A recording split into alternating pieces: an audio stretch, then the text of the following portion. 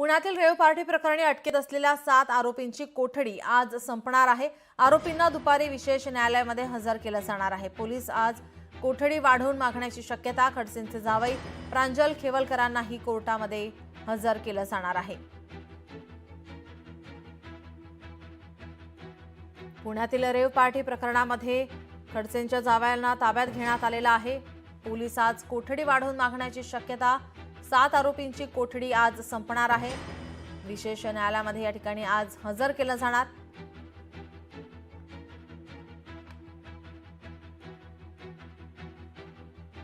पुण्यातील rave party प्रकरणी खडसेंचे जावई प्रांजल यांना ताब्यात घेण्यात आलेलं आहे।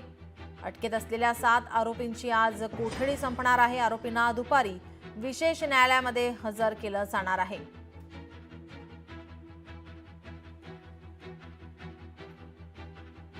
खेवलकर हे खडसे यांचे जावई असल्याचं आपल्याला तपासात समजलं, तोपर्यंत आपल्याला याबाबत कल्पना नव्हती, असं पोलीस आयुक्त अमितेश कुमार यांनी स्पष्टीकरण दिलेलं आहे। 7 जणांना ताब्यात घेण्यात आलेलं आहे। खडसेंचे जावई असल्याचे आम्हाला तपासात समजले, असं पोलीस आयुक्त यांनी म्हटलेलं आहे। पोलीस आयुक्त अमितेश कुमार यांनी स्पष्टीकरण दिलंय।